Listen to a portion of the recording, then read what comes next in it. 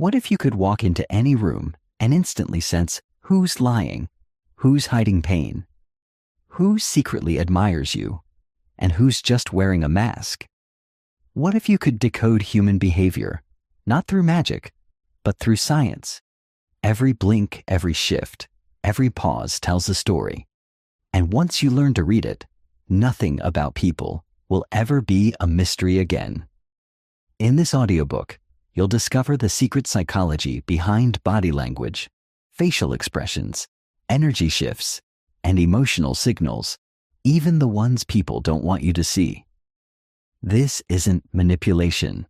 This is mastery. This isn't judgment. It's empathy sharpened by awareness. Because when you truly learn to read people, you don't just understand them. You connect, influence, protect, and lead with unshakable clarity. Welcome to the science of reading people, where perception becomes your greatest power. Chapter 1. The Hidden Language of Human Behavior. Reading people begins not with hearing what they say, but with observing what they do. Before a person utters a single word, their body has already spoken volumes. From the way they walk into a room to how they hold their hands while speaking, every movement broadcasts a message. Human beings evolved to communicate with gestures long before language was developed, and those nonverbal cues still make up over 60% of how we communicate today. A slight shift in posture can indicate discomfort. A genuine smile involves the eyes. A micro-expression, a flash of emotion lasting less than a second, can reveal someone's true feelings, even when they try to hide them. FBI agents, psychologists, and behavioral analysts rely on this silent language to assess threats, understand motives, and uncover truths. For example, an FBI profiler watching a suspect doesn't just hear the answers. They watch for inconsistencies between words and actions. A man claiming confidence while fidgeting with his fingers or avoiding eye contact is broadcasting anxiety, not assurance. Learning to read people is not a gift reserved for professionals. It's a skill that can be trained. It starts by becoming hyper-aware of baselines. A baseline is a person's natural behavior under normal, non-stressful conditions. Once you understand how someone behaves when they're calm, any deviation, rapid blinking, shallow breathing, crossing arms, may indicate inner conflict or discomfort. It doesn't mean they're lying, but it does mean something has changed. Consider the handshake. A firm grip can signify confidence or control, while a limp one might indicate passivity or insecurity. Eye contact is equally telling. Too little might show shyness or deception, but too much can signal dominance or even aggression. The key is context. No gesture should be interpreted in isolation. Crossed arms might suggest defensiveness, or simply that the room is cold. Real mastery in reading people involves pattern recognition. Just like a chess master sees multiple moves ahead, a skilled observer notices the microshifts in energy, facial muscles, posture, and tone of voice. Take the example of mirroring. When people like each other or feel aligned, they subconsciously mimic each other's body language. This is rapport in action. When mirroring breaks, say one person leans back while the other leans forward, it could indicate a disconnect or disagreement. Facial expressions are the most universally understood cues. Psychologist Paul Ekman identified 7 universal emotions: happiness, sadness, anger, fear, surprise, disgust, and contempt, each with specific facial patterns. These expressions happen even across cultures, suggesting a biological foundation for emotional display. A furrowed brow, a curled lip, or widened eyes speak a language everyone understands instinctively, even if they don't realize it consciously. Reading people also means listening to how they speak. Their tone, rhythm, pitch, and pace add meaning beyond the words. A pause before answering may suggest hesitation. A raised pitch could indicate anxiety, and overcompensation with too much detail might be a sign of fabrication. But again, Patterns matter more than isolated signs.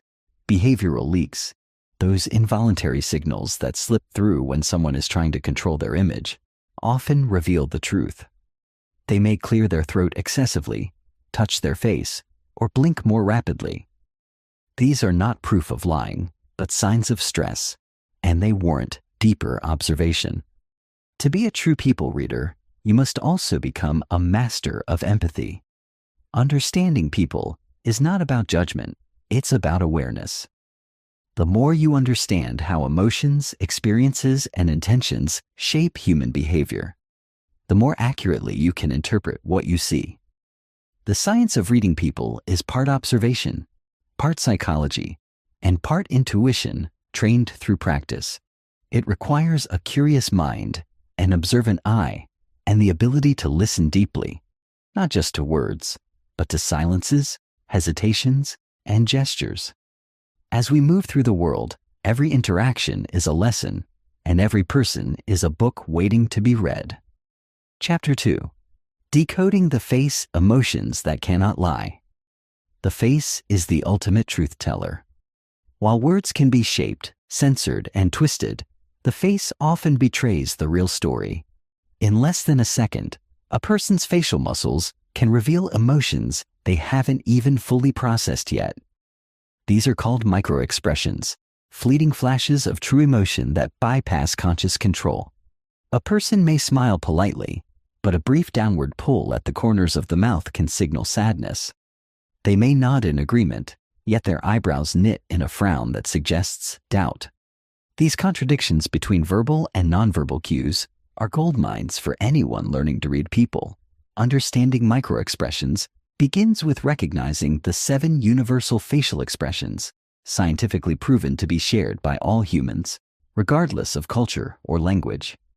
These are happiness, sadness, fear, anger, surprise, disgust, and contempt. Each has a unique configuration of facial muscles. Happiness involves the eyes crinkling at the corners, not just the upturned lips.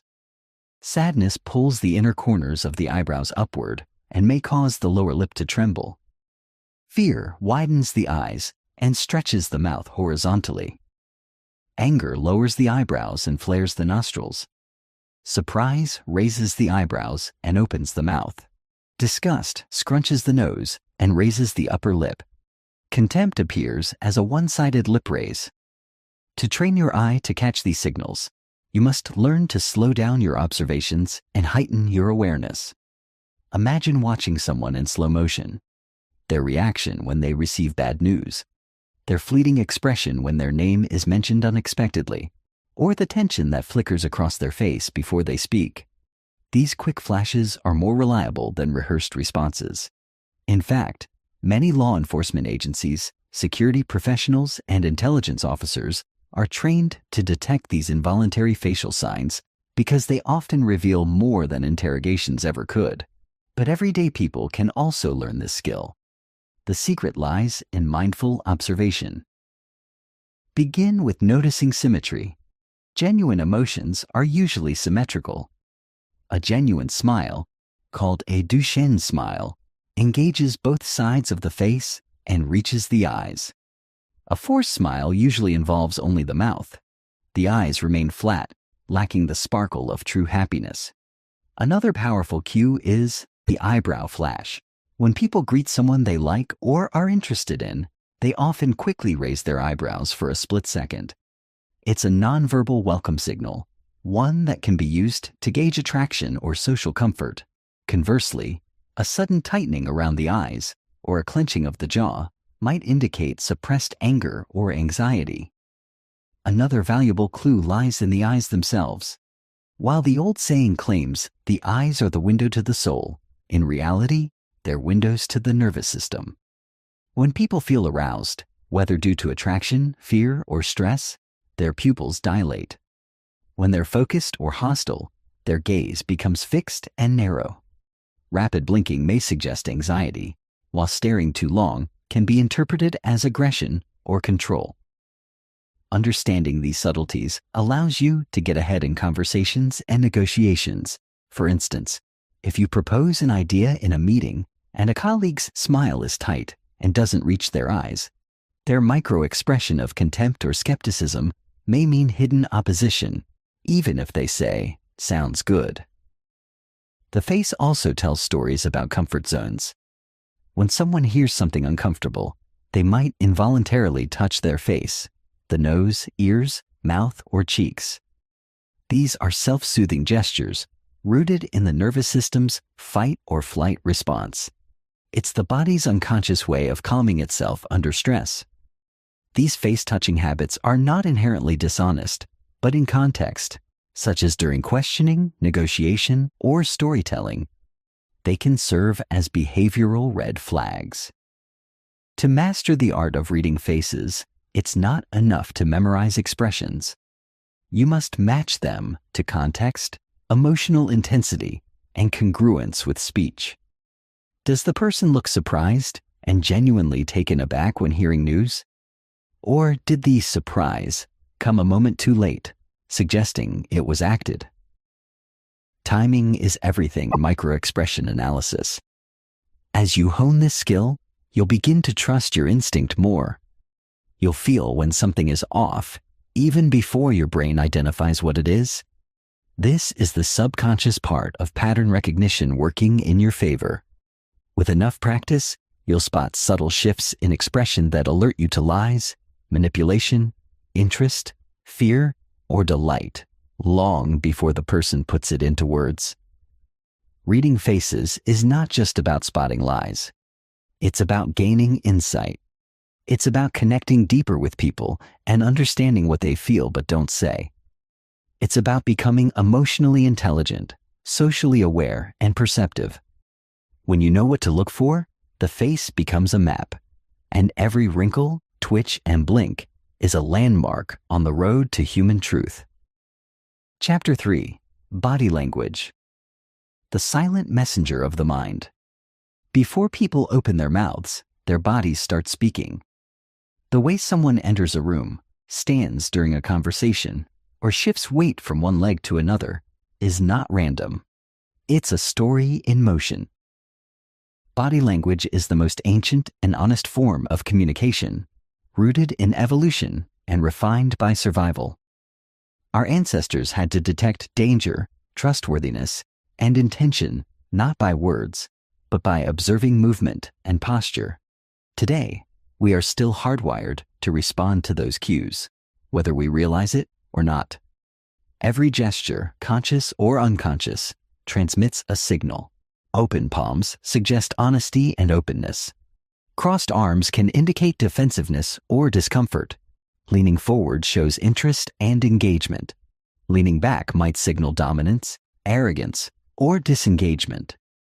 The key is not to isolate these signals, but to observe them in clusters and patterns. One gesture may be meaningless on its own, but when several signals align, the message becomes clear. For example, if someone crosses their arms, avoids eye contact, and leans away, that trio likely means discomfort or resistance. Posture is a primary indicator of confidence or insecurity. Confident people tend to stand tall, with shoulders back and head held high. Insecure or submissive individuals often make themselves smaller. Hunched shoulders, downward gaze, hands folded in front of the body.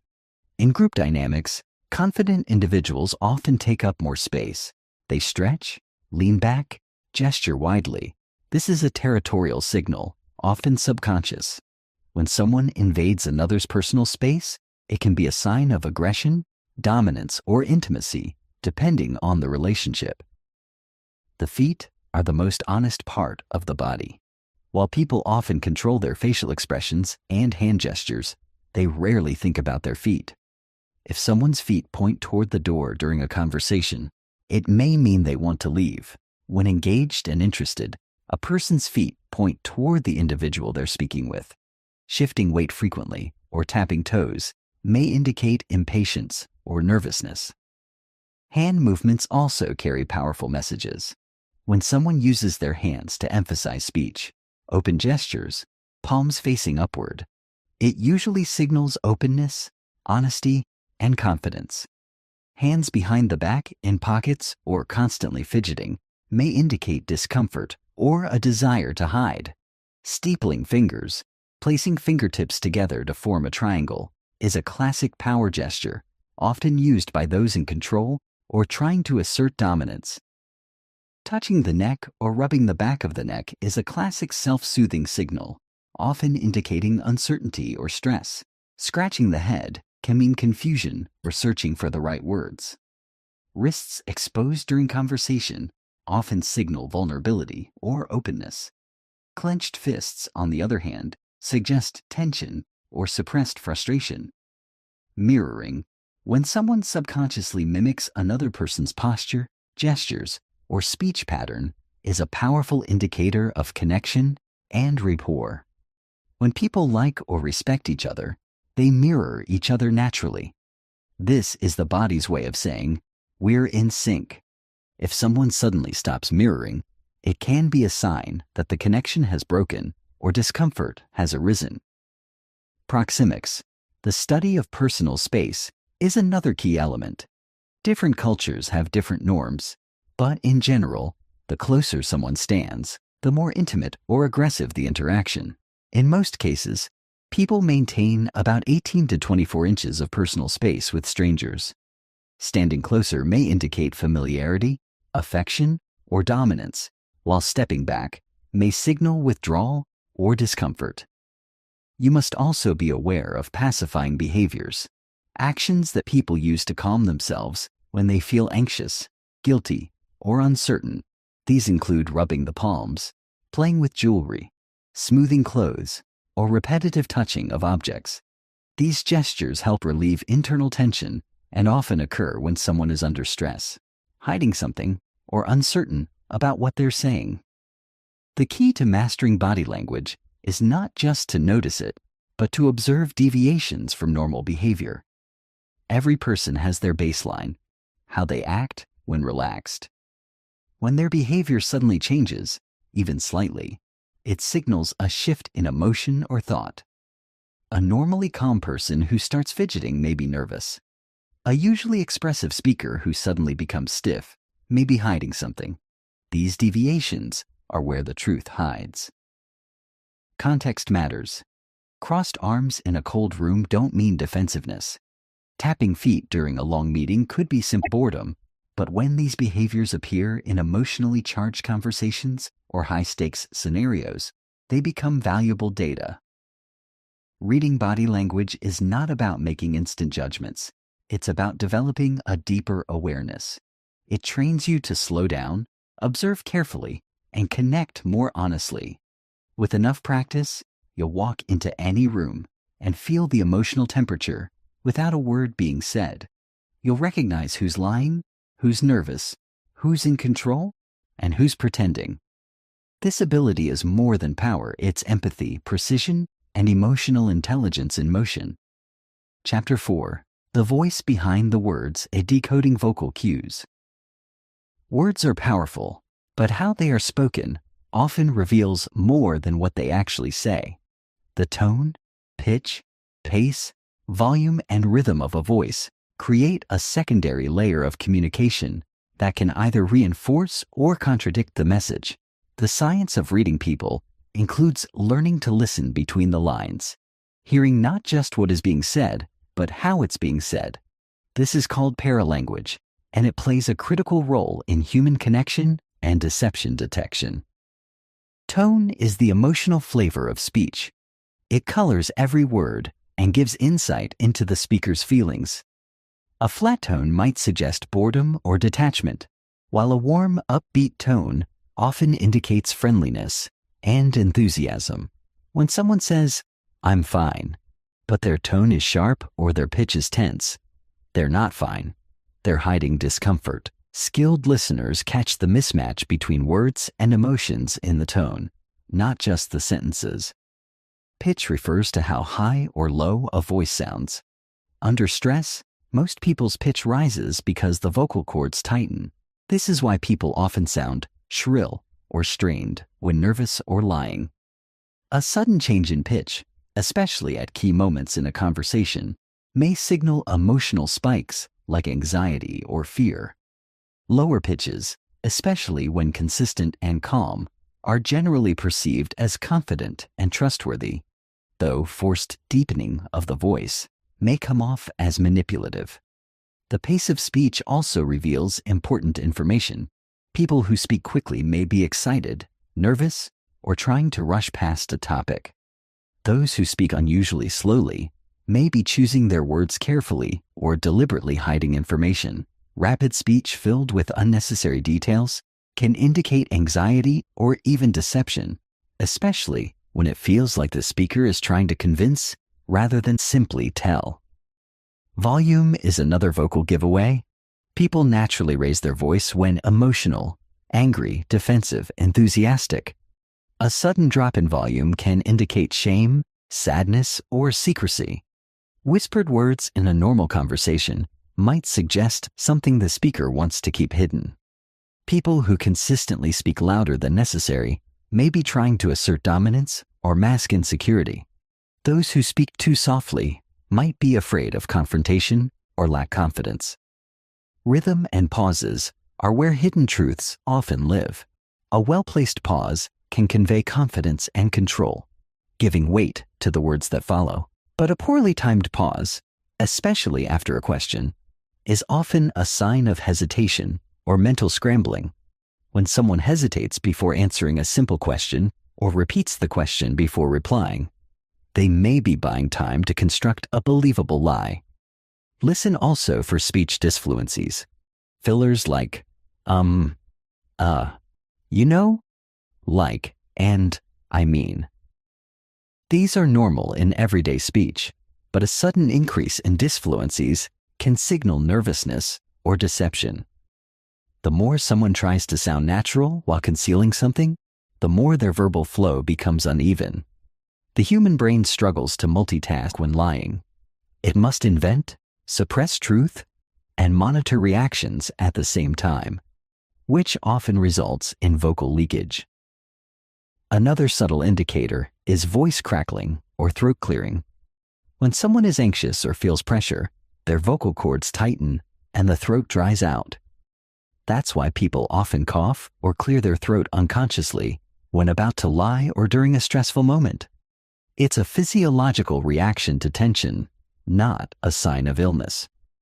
A skilled observer also notices how a person modulates their voice across different social contexts. Does someone sound overly polite in public but aggressive in private? Do they use a different tone when speaking to someone they view as inferior? These shifts reveal how they see themselves, others, and their social status. Speech patterns also reveal dominance or submission. Dominant speakers often interrupt, speak longer, and use assertive, commanding tones.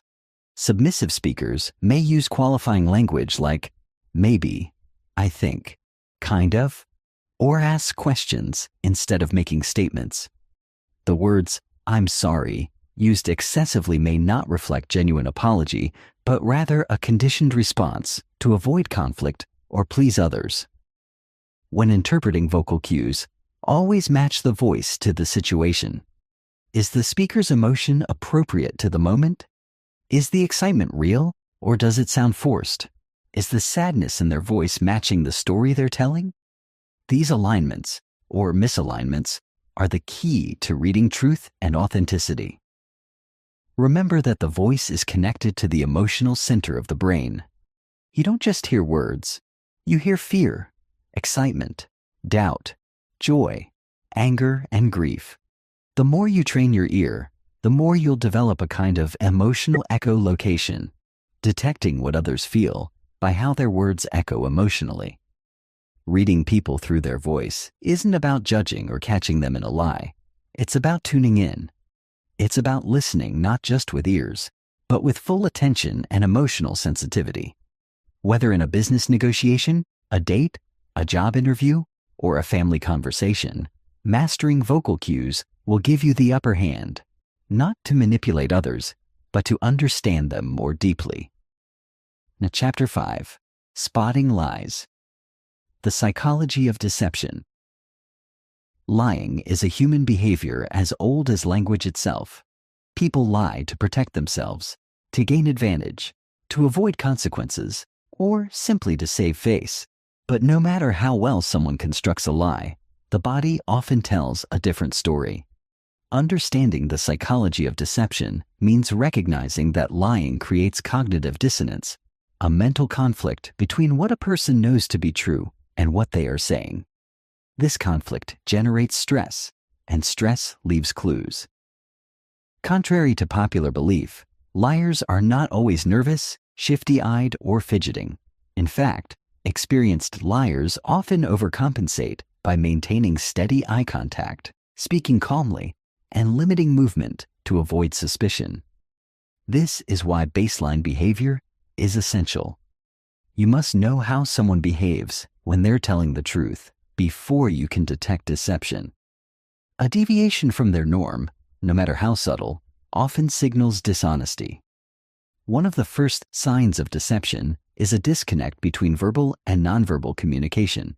A person may say, "I'm confident in that decision," while their body shrinks, eyes dart, or hands tremble. These mismatches are called leakage, the emotional truth slipping through physical cues. A lie puts pressure on the brain, which must simultaneously invent a story, suppress the truth, monitor body language, and gauge the listener's reaction. That overload often leads to behavioral slips. Timing is a critical element. A truthful reaction is immediate because it's rooted in memory. A deceptive answer often comes with a slight delay, while the mind constructs a plausible story. If someone repeats your question before answering or pauses longer than usual, they may be stalling for time to build a lie. Liars also tend to distance themselves from the lie by avoiding personal pronouns. Instead of saying, "I didn't take the money," they might say, "The money wasn't taken by me." This distancing language is a subconscious attempt to remove ownership of the false statement. They may also use overly formal language in an attempt to sound credible or calm. Another common pattern is excessive detail. Truth is simple. Lies are complicated. Liars often add unnecessary information to sound convincing, but these extra details can appear rehearsed or forced. When someone gives a long, winding explanation for a simple question, they might be hiding something. Voice changes are another clue. A person may speak in a higher pitch due to stress, or their voice might crack when emotions betray them. A liar's tone often fluctuates awkwardly, trying to appear calm, but failing to mask the tension beneath. Hesitations, fillers like or and throat clearing are also common under the pressure of deception. Watch the hands. Truthful people tend to use natural gestures that complement their speech. Deceptive people may restrict their movements out of fear they'll give something away. Alternatively, their hands may show agitation, wringing, rubbing, touching the face, or hiding behind objects. Hand-to-face movements, especially around the nose, mouth, or neck, are classic anxiety indicators often associated with lying. Facial expressions also betray lies. A fake smile lacks the subtle crinkle around the eyes. A smirk may flash before someone tells a lie, especially if they think they're getting away with something. Microexpressions, those fleeting flashes of real emotion, often contradict the spoken words. For instance, someone might say, "I'm not upset," while a microexpression of anger flashes across their face. Liars often mirror less. When two people are in sync, they naturally mirror each other's gestures and posture. But someone hiding the truth may withdraw, break mirroring patterns, or create artificial distance to feel less vulnerable. They might cross their arms, lean back, or angle their body away, subtle signs of psychological withdrawal. Sometimes, people overassert their honesty, saying things like, "To be honest with you," or "I swear to God." These qualifiers are red flags. Truth rarely needs reinforcement. The need to insist on truthfulness can indicate inner doubt. One of the most powerful indicators of deception is incongruence. That's when the tone, facial expression, and body language don't match the content of speech. A person claiming to be calm but showing physical signs of tension is likely hiding something. This incongruence creates a gut feeling in observers, a sense that something doesn't feel right. However, it's critical to remember, no single behavior proves deception. All clues must be interpreted in context and compared to the individual's baseline. A nervous person isn't necessarily lying. An introvert may avoid eye contact, even when telling the truth. Cultural differences also play a huge role in expression and posture. To effectively spot lies, you must become an emotionally neutral observer. Set aside personal bias. Don't accuse, just observe. Ask the same question multiple ways. Watch for story inconsistencies. Listen more than you speak. Give silent space. Liars often rush to fill it. Truthful people stick to their original story. Liars revise as needed. In high-stakes environments like law enforcement or interrogation, professionals use a method called cognitive interviewing, where the subject is asked to recall events in reverse order or describe details from different sensory angles. This increases mental load, making it harder for liars to maintain their story. In everyday life, learning to spot lies can protect you from manipulation, fraud, and emotional harm. But it's also a path to deeper authenticity. When you understand the stress that lying causes and the signs it leaves behind, you become more honest yourself, more aware, and more connected to truth. Chapter 6: Personality Patterns. Understanding the core of human behavior. Every person you meet has a unique personality blueprint, a combination of traits, tendencies, and preferences that shape how they think, feel, and act. To read people accurately, you must look beyond temporary emotions and into deeper behavioral patterns. While body language, facial expressions, and vocal cues reveal what a person is feeling in the moment, personality reveals why they feel and act that way. The science of reading people, therefore, is incomplete without understanding personality types. At the heart of human behavior lies predictability. People are surprisingly consistent when you learn what drives them. Some people avoid conflict at all costs. Others lean into dominance. Some seek validation through approval, while others thrive in solitude and independence. These patterns repeat across time, relationships, and environments. Your job as a reader of people is to identify them. One of the most effective tools for identifying personality is the Big 5 Personality Traits model. These 5 traits, openness, conscientiousness, extroversion, agreeableness, and neuroticism, create a framework for understanding individual differences. Openness reflects creativity, imagination, and a desire for new experiences. People high in openness are curious and flexible thinkers. They may wear unconventional clothing, express deep philosophical thoughts, or enjoy abstract conversations. Low openness may appear in people who prefer routine, tradition, and concrete facts. Conscientiousness reveals how organized, responsible, and goal-oriented a person is. High conscientiousness often shows in punctuality, neat appearance, structured speech, and focused behavior. These individuals are planners and rule followers.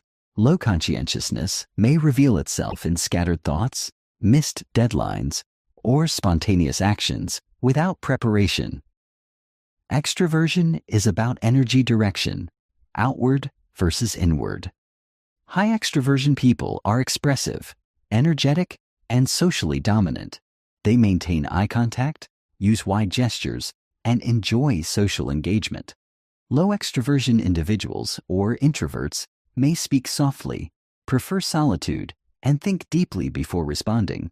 They aren't shy, they're selective. Agreeableness shows up in warmth, empathy, and cooperation. Highly agreeable people smile frequently, nod often, and prioritize harmony over conflict. They may hesitate to disagree even when they have strong opinions. Low agreeableness, in contrast, manifests in bluntness, criticism, and a confrontational tone. These individuals aren't necessarily rude, they're direct. Neuroticism reflects emotional stability. People high in neuroticism are prone to anxiety, mood swings, and emotional reactivity. They may over-apologize, appear tense, or struggle to hide discomfort. Low neuroticism individuals remain calm under pressure, speak steadily, and show emotional control even during conflict. Beyond the Big Five, there are classic personality archetypes found in psychology and behavioral science. One such framework is the DISC model. Dominant personalities are assertive, results-driven, and direct. Influential types are social, enthusiastic, and expressive.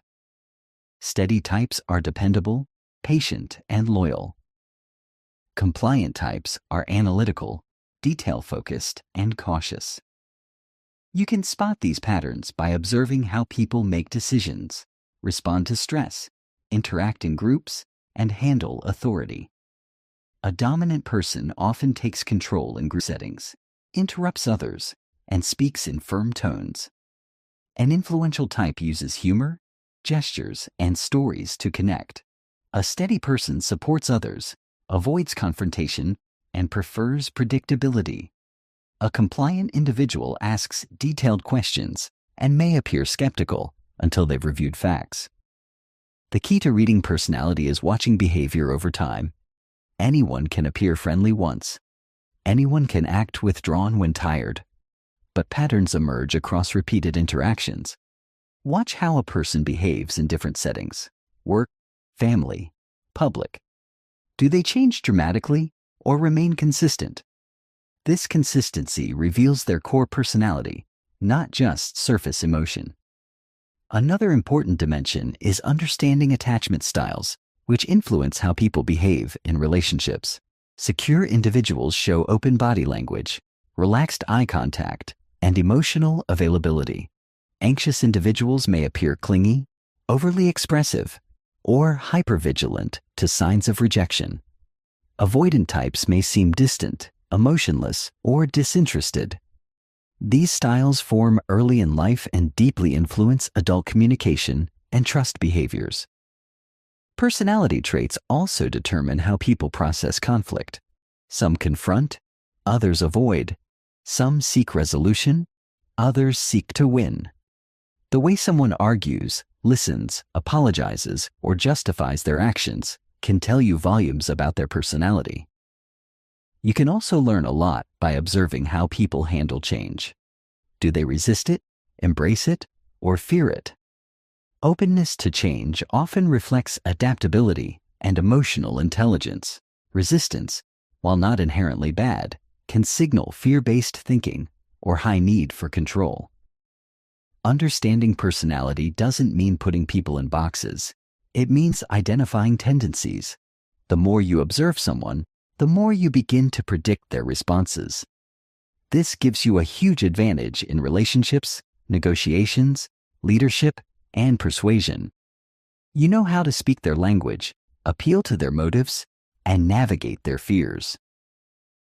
When you learn to read personality, you're no longer surprised by human behavior.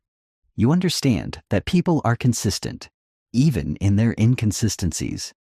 Their emotional outbursts, passive-aggressive comments, avoidance, or need for approval all stem from patterns deeply wired into their personality. And when you recognize those patterns, you unlock a deeper level of influence, connection, and clarity. You stop reacting to behavior and start anticipating it. You stop judging people by one moment and start understanding them over time. Chapter 7. Situational Awareness. Reading the room before the person. Before you can accurately read an individual, you must first read the environment they're in. This is called situational awareness, and it's a foundational principle in behavioral analysis, law enforcement, military intelligence, and interpersonal communication. Every person behaves differently depending on the context, their surroundings, who's watching, what's at stake, and what power dynamics are at play. To truly understand people, you must first understand the situation they're responding to. Imagine observing someone at a job interview, then at home with friends, then at a funeral. The same person will display radically different behaviors, tones, gestures, and postures in each setting, not because they are inconsistent, but because they are adapting to different environments. Skilled people readers know that human behavior doesn't exist in a vacuum.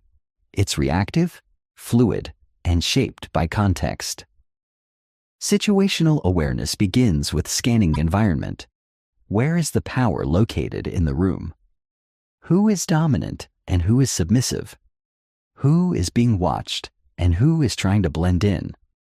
These questions help you decode not just the person, but their role in the social system.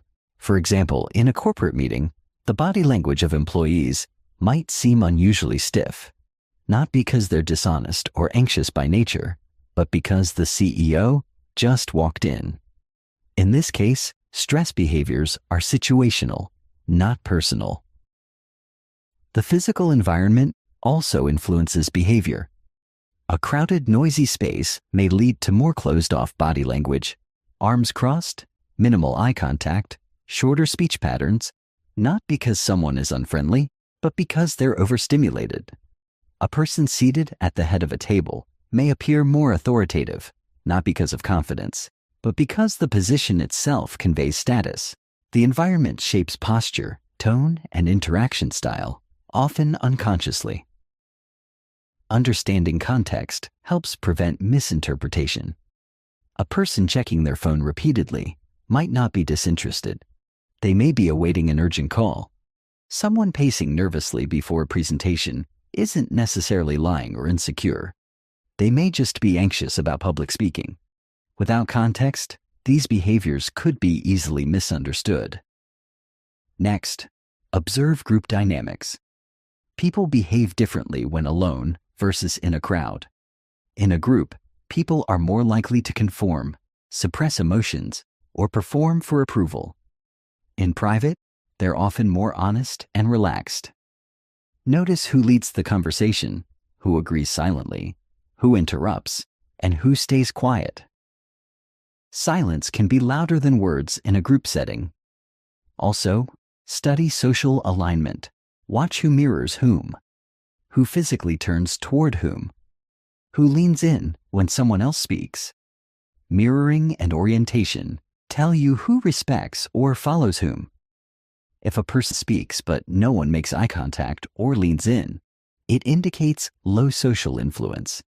If others mimic their posture or respond immediately, they likely hold authority or admiration within the group.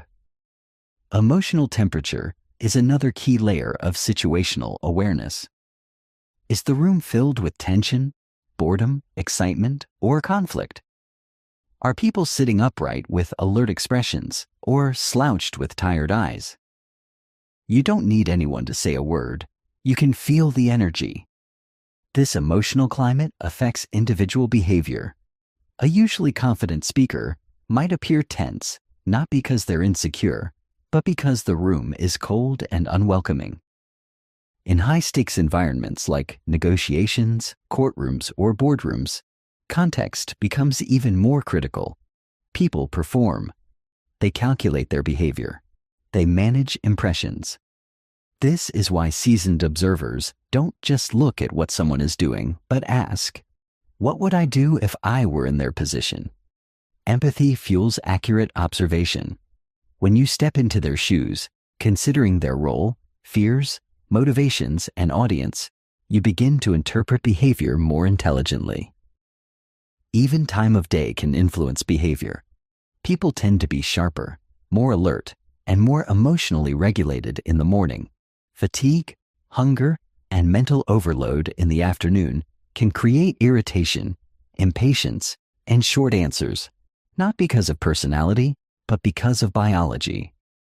When people experience situational pressure, like being watched, judged, challenged, or questioned, their true stress signals appear.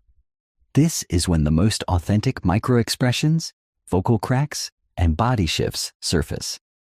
That's why interrogators and behavioral analysts often create controlled discomfort, because stress reveals what comfort hides. To train yourself in situational awareness, practice scanning rooms without focusing on individuals first. Ask, what is the power hierarchy here? What emotion is most present in the space? Who feels safe and who feels exposed? Who is performing and who is genuine? What external pressures may be shaping behavior? Only after reading the room do you zero in on a person's specific behaviors. This prevents misjudgments and increases your accuracy. Behavior always makes more sense when placed in context. Remember, people are adaptive creatures. We shape ourselves to survive, to win approval, to avoid rejection. We adjust based on the people around us and the environment we occupy. When you master the ability to read the situation, you stop blaming individuals for every behavior and start seeing the deeper patterns at play. The world becomes clearer, people's motives become visible, and your ability to influence, persuade, and connect multiplies. Not because you control the situation, but because you understand it better than anyone else in the room. Chapter 8. Emotional Intelligence Feeling. What others can't say. Reading people isn't only about observing actions or decoding signals. It's about feeling what they feel. At the core of human understanding lies emotional intelligence, EQ, the ability to recognize, understand, and respond to the emotions of others and yourself. Without EQ, even the most skilled observer becomes a cold analyst. With it, you become not just a reader of people, but a connector of hearts. Emotional intelligence begins with empathy, not sympathy, not pity, but the raw ability to step into another's emotional world without needing to fix, advise, or escape. It's sensing sadness behind a smile. It's hearing the pain in someone's silence. It's recognizing when someone's anger is actually fear wearing armor. To read people emotionally, you must first become aware of your own emotional state. If you're angry, tired, or distracted, your interpretation of others will be distorted. Your emotional lens colors your perception. That's why emotionally intelligent observers pause to regulate themselves before judging anyone else. When you meet someone, their emotional energy speaks before their words. Are they radiating calm or buzzing with anxiety? Are their shoulders relaxed or tense? Is their voice flat or emotionally loaded? These subtle signs are emotional cues, and people with high EQ detect them instantly. Start by listening for emotional subtext. Someone might say, "I'm fine," but their voice cracks and their eyes avoid yours. The emotionally intelligent listener hears what wasn't said. People rarely say what they mean in emotionally charged situations. Instead, they test waters, drop hints, or wrap their truth in humor. EQ is the radar that catches what others miss. Another key to EQ is non-reactivity.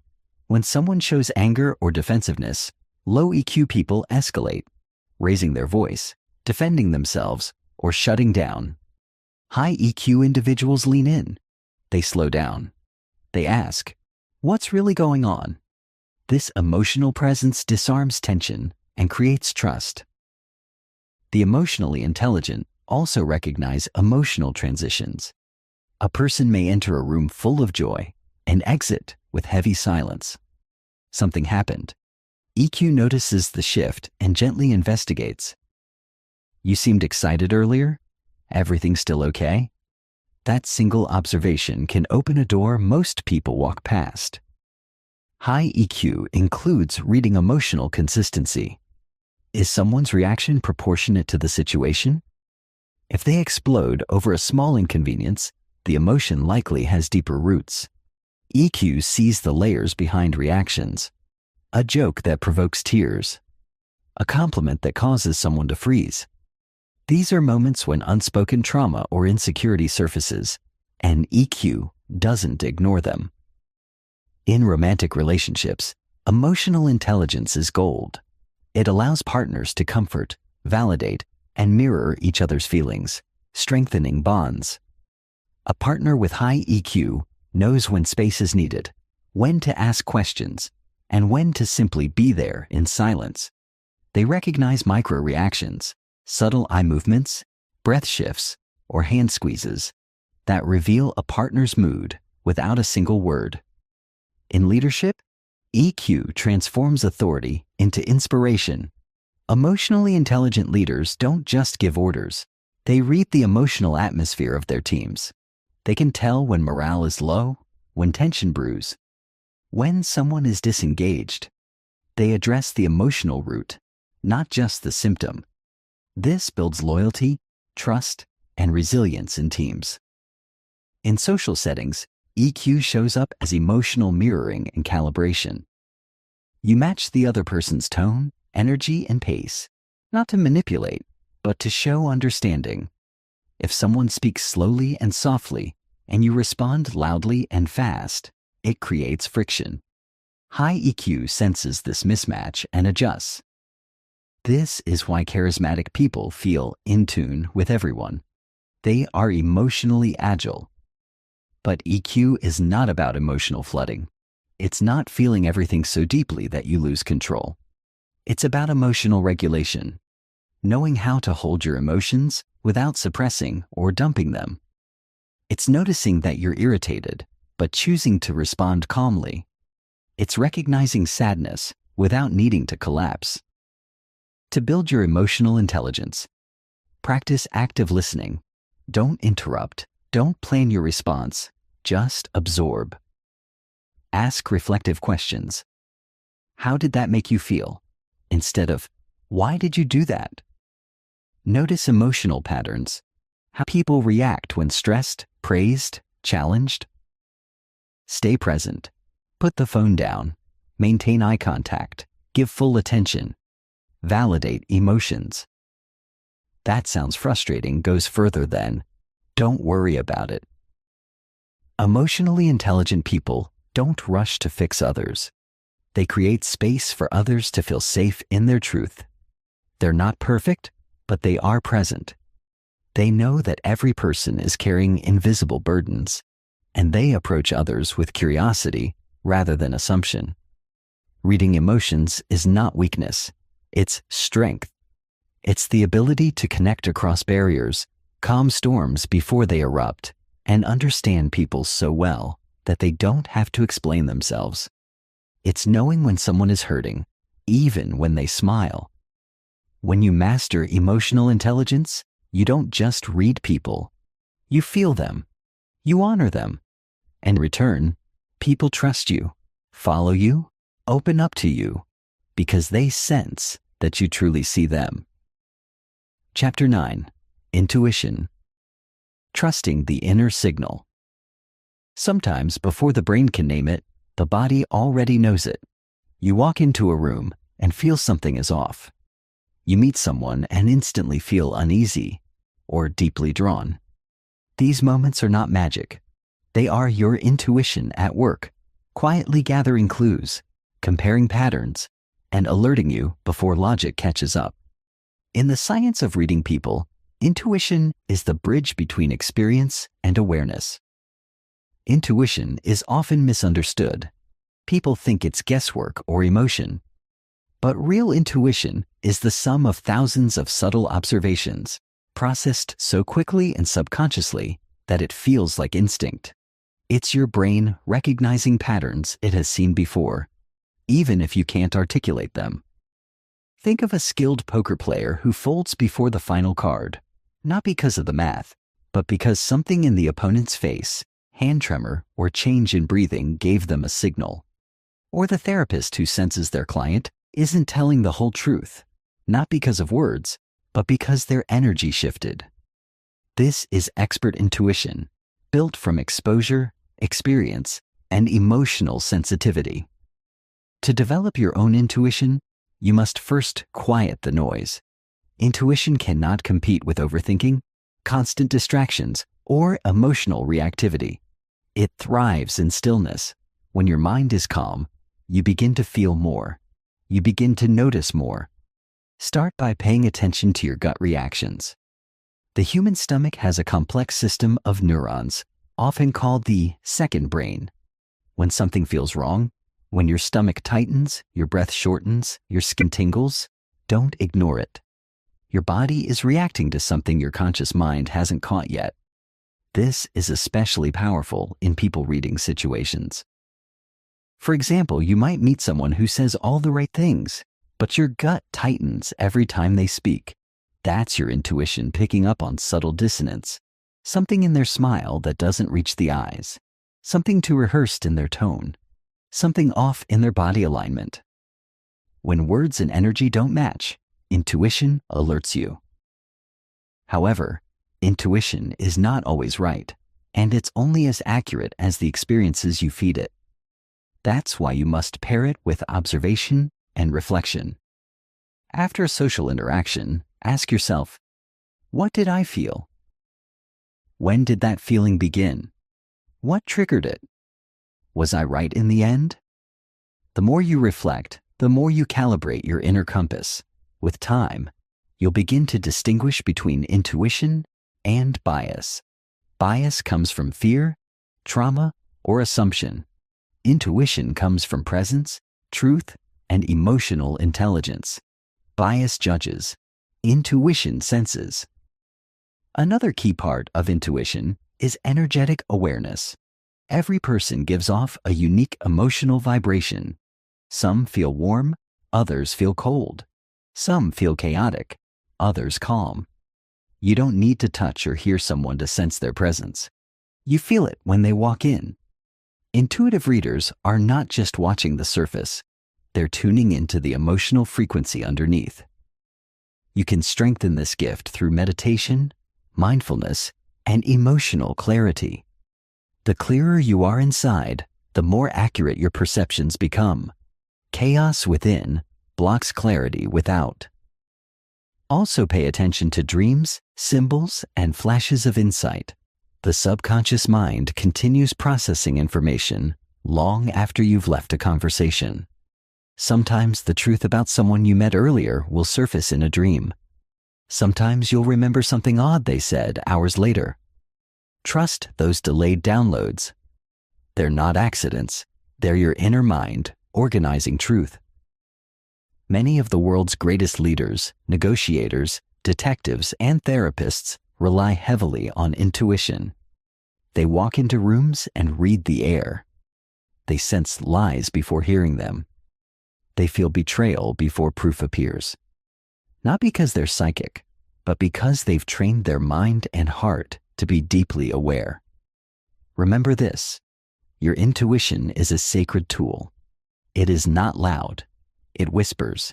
It doesn't argue, it nudges. The more you trust it, the sharper it becomes. The more you ignore it, the quieter it gets.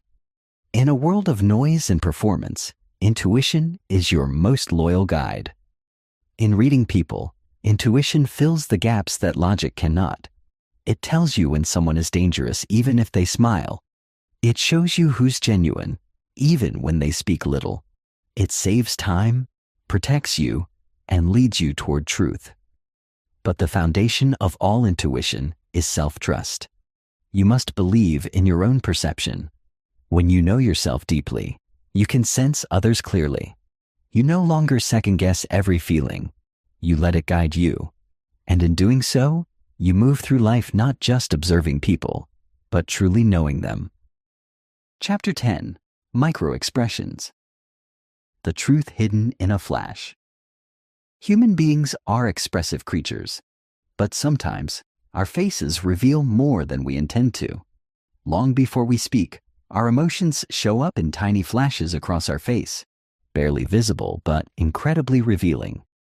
These are called micro-expressions, and they are among the most reliable signs of what someone is truly feeling inside, even when they try to hide it. Mastering micro-expressions is like learning to read the emotional truth beneath the mask. A micro-expression is a brief, involuntary facial expression that occurs when a person either deliberately or unconsciously conceals an emotion. These expressions typically last between 1/25th to 1/5 of a second. Too fast for the untrained eye, but instantly caught by someone who knows what to look for. They occur universally, regardless of culture, language, or background. Psychologist Dr. Paul Ekman, one of the pioneers in facial expression research, identified 7 universal emotions that appear across all human faces, regardless of race or culture. Happiness, sadness, anger, fear, surprise, disgust, and contempt.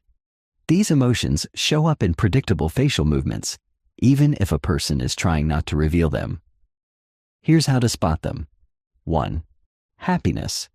Look for crow's feet, wrinkles near the eyes, cheeks raised, and a genuine eye squint. Fake smiles only move the mouth. Real smiles involve the entire face.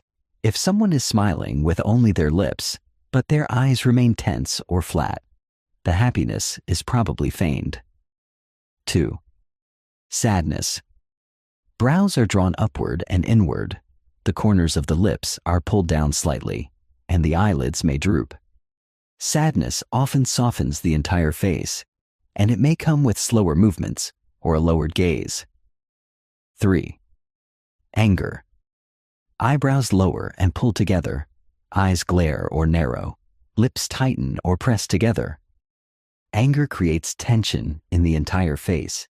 Even a flash of this, followed by a polite tone, may indicate suppressed frustration. 4. Fear. Eyebrows raise and pull together, upper eyelids raise and mouth opens slightly. Fear is often visible in the eyes first. If someone suddenly shows widened eyes and tensed features, even for a moment, they may feel threatened or caught. 5. Surprise. Eyebrows shoot up, eyes widen, and mouth opens. But unlike fear, the muscles aren't tense. Surprise is neutral and short-lived. If someone maintains a surprised look too long, it may be fake or exaggerated. 6. Disgust. The upper lip raises, the nose wrinkles, and the eyebrows lower slightly. Disgust is often associated with physical repulsion.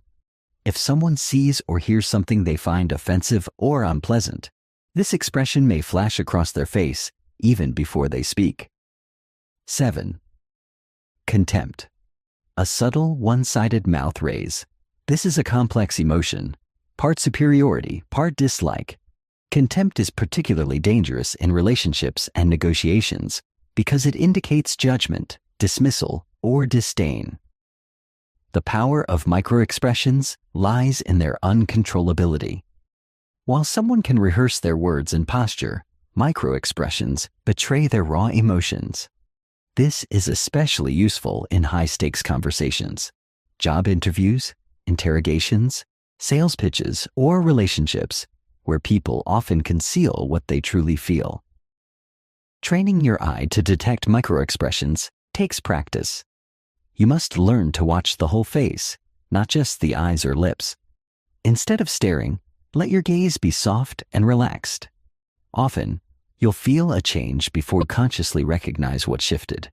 That momentary twitch in the brow, that sudden flicker of tension, it's the truth leaking out. Here are a few practical tips to sharpen your skill. Watch muted videos of conversations, then guess the emotions before hearing the sound. Replay real-life interactions in your memory.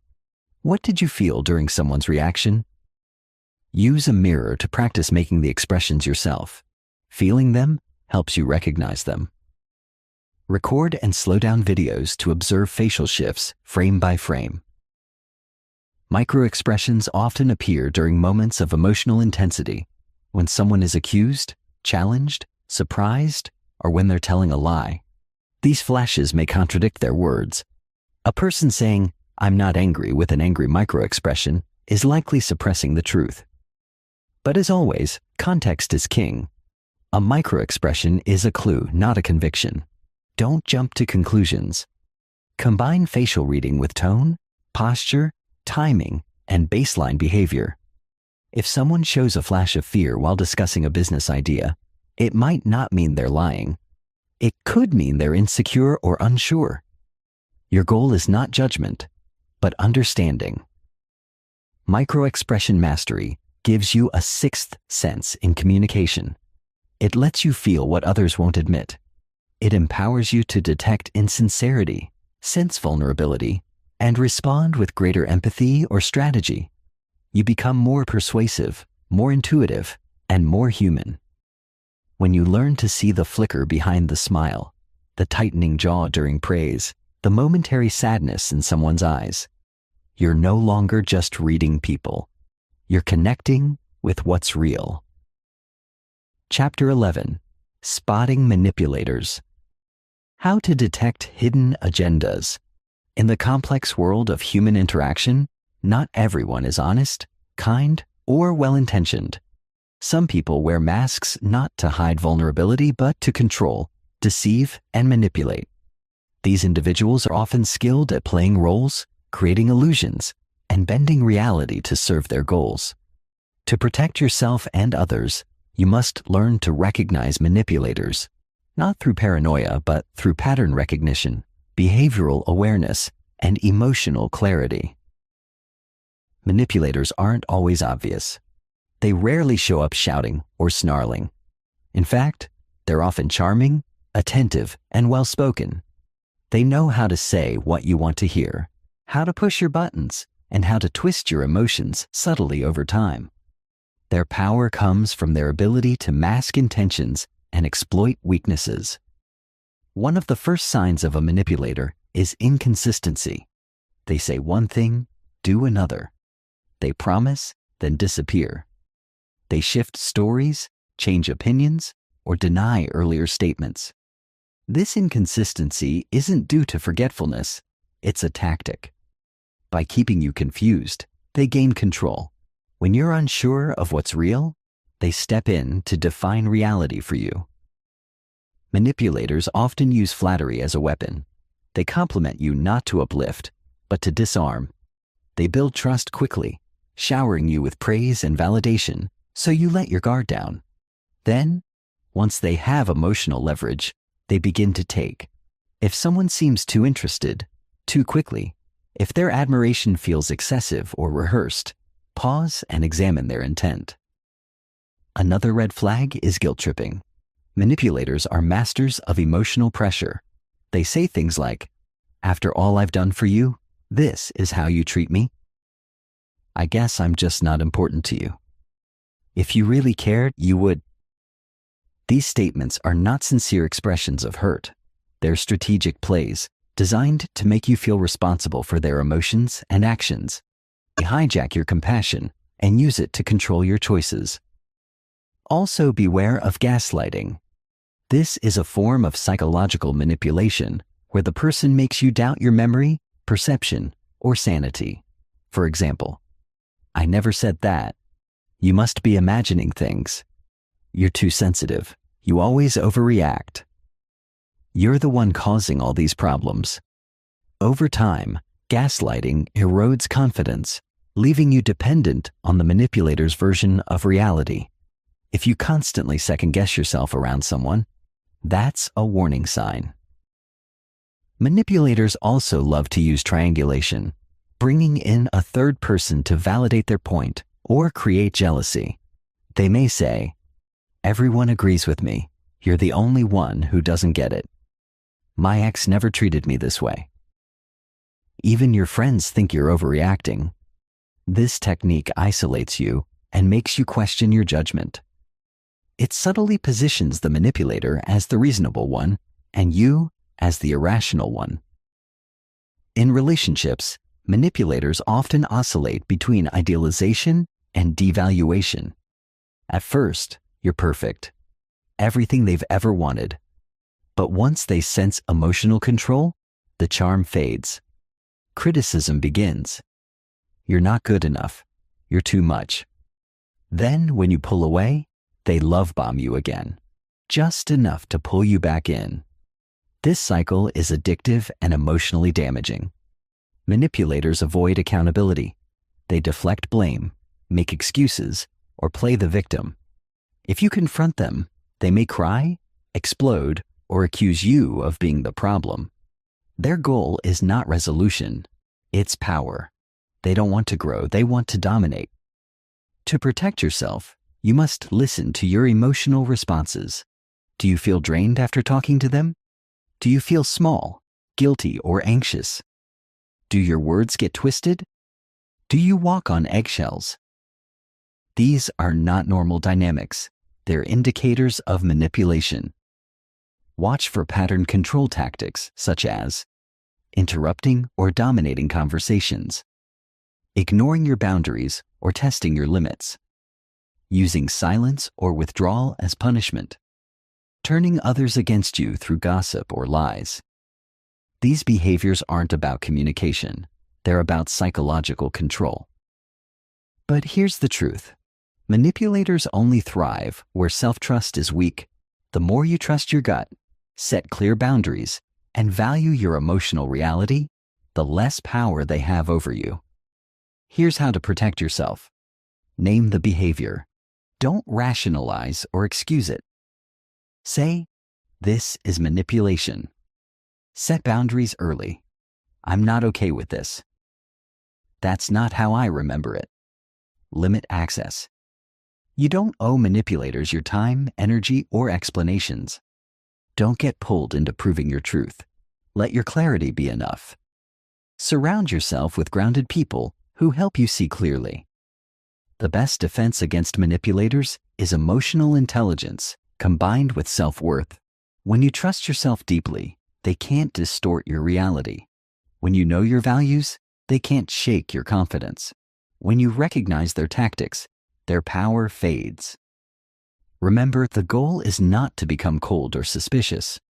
It's to become discerning. You can still be kind, compassionate, and open-hearted, just not naive. You can read the room, sense hidden motives, and walk away when necessary. That's not cruelty. That's wisdom. Chapter 12.